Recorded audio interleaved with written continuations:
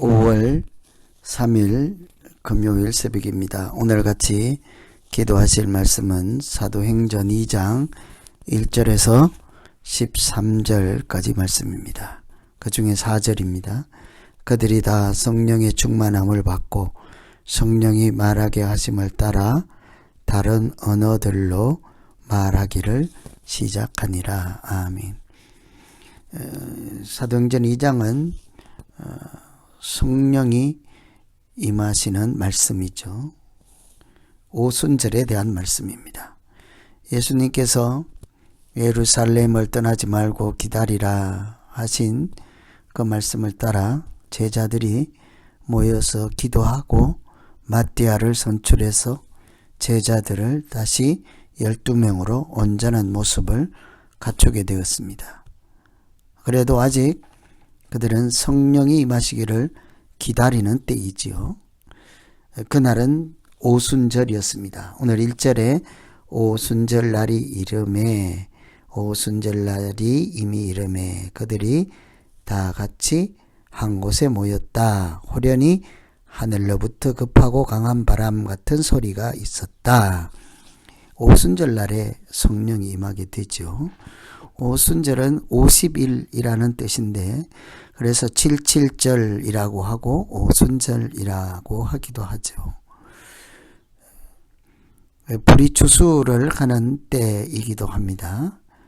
또 출애굽했을 때는 50일째 율법을 받았던 날이므로 율법을 주신 날로 기억하기도 하죠. 그래서 어쨌든 오순절 날에 그들에게 성령이 임하시고 성령이 임하셨을 때 어떤 일이 있었는가, 또 왜 그들이 성령이 임하시기를 기다려야만 했던가, 성령이 임하시면 어떤 변화가 나타나는가, 이런 것을 생각을 하시면서 기도하면 되겠습니다. 우선은 성령이 임하시면 그들에게 나타나는 첫 번째 변화는 말이죠. 언어의 변화입니다. 성령이 할 말을 주시기 때문이죠. 4절에 그들이 성령의 충만함을 받고 성령이 말하게 하심을 따라 다른 언어로 말하기 시작했다. 성령은 말에 언어의 변화를 주지요. 하나님의 백성으로 살아가는 사람들, 하늘의 소리를 말하는 사람들이지 않습니까? 신령한 언어를 말하는 사람들이죠. 그래서 이 성령이 임하시면 하나님의 말씀을 깨닫게도 하시지만 하나님의 말씀을 우리의 입으로 내뱉을 수 있도록, 선포할 수 있도록, 전파할 수 있도록 하는 것이 성령이 하시는 일이죠. 먼저 말씀드린 대로 성령은 누구든지 성령이 아니고는 하나님을 아버지라 할 자도 없고 예수를 그리스도라 할 자도 없습니다. 그와 같이 누구든지 성령이 아니고는 천국의 말을 할 수 있는 사람은 없습니다. 고로 성령이 임하셔야만 우리가 하늘의 말씀, 하나님의 말씀을 뱉어낼 수 있는 거죠. 선포할 수 있는 것입니다. 전할 수가 있는 거죠. 그래서 성령이 임하시면 나타나는 첫 번째 변화는 언어의 변화입니다. 여러분 지금 신앙생활하며 신령한 언어를 주고받고 있습니까? 신비로운 하나님의 말씀을 입술로 전파하고 있습니까? 혹시 그 입에서 더러운 소리가 나오지 않습니까? 악한 소리가 나오지 않습니까? 남을 죽이거나 비방하는 소리가 나오지 않습니까? 성령이 주시는 말은 아닐 거예요. 성령이 임하시고 성령이 말할 수 있게 하시고 성령이 입술에 넣어주시는 거룩한 언어, 그것은 성경에 있는 말씀이요, 예수님의 말씀, 하나님의 말씀입니다. 그래서 우리가 성령이 충만하도록, 성령이 임하도록 기다리는 것은 이렇게 하나님의 말씀, 신령한 언어를 말할 수 있도록 성령이 우리를 새롭게 하시기 때문입니다.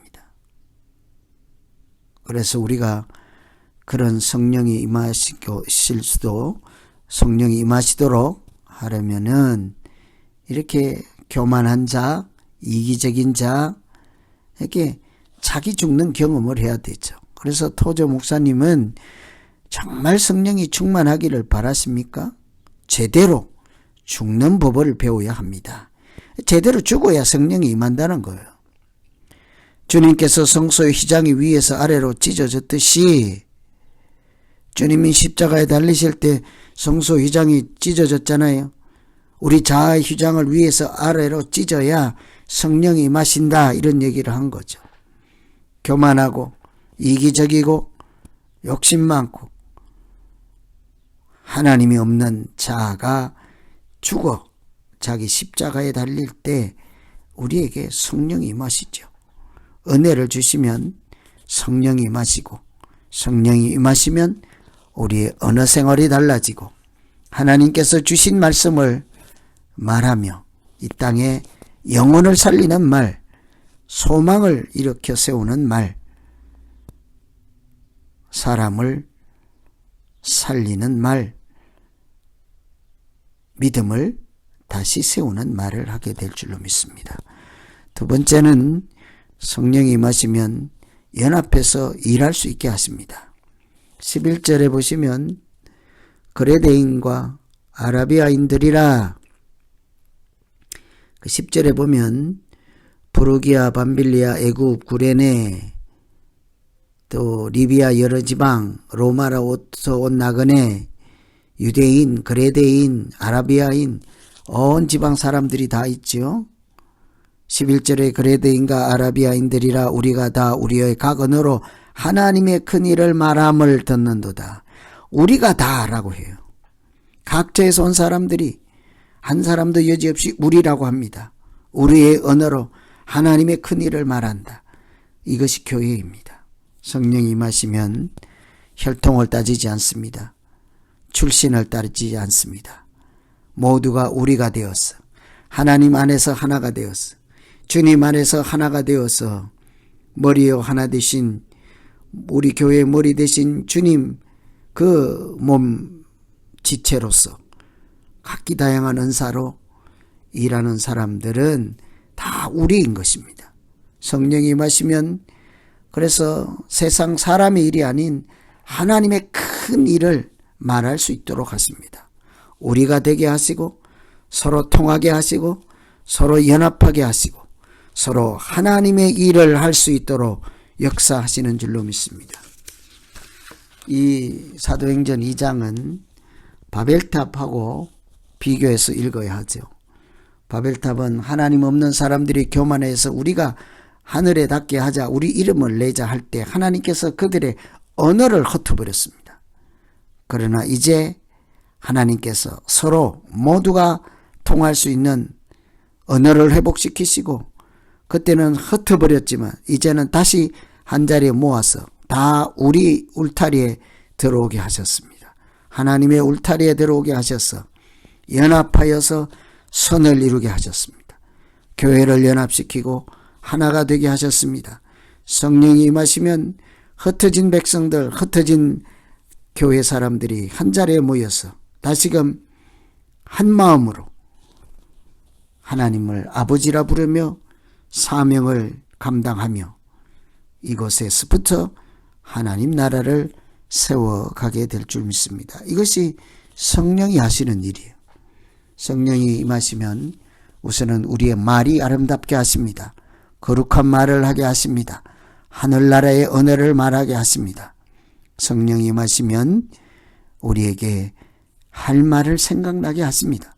성령이 임하시면 우리가 연합하게 하십니다. 다 우리라는 의식을 갖게 하십니다. 하나님 안에서 다 한 가족이라는 것을 깨닫게 하십니다.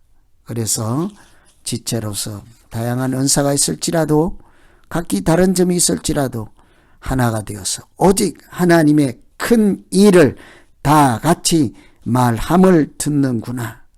이것이 교회이겠죠. 오늘 이 말씀 생각하며 성령이 임하셔서 우리를 변화시키고 하나님 나라를 세워주시옵소서. 우리 같이 한번 기도하겠습니다. 하나님 아버지, 마가의 다락방에 오순절에 성령이 임하여서 그들로 서로 각기 다른 말을 하게 하였으나 그들이 서로 하나가 되게 하시고 하나님의 큰 일을 감당케 하시고 사명자로 살게 하셨던 것처럼 오늘 우리에게도 성령이 임하여서 우리 각자 또 서로서로에게 쌓아 올린 담을 무너뜨리게 하시고 휘장이 찢어지게 하시고 각자의 십자가를 지고 오직 주님 따라가는 우리 모두 되게 하여 주시옵소서. 예수님 이름으로 기도합나이다.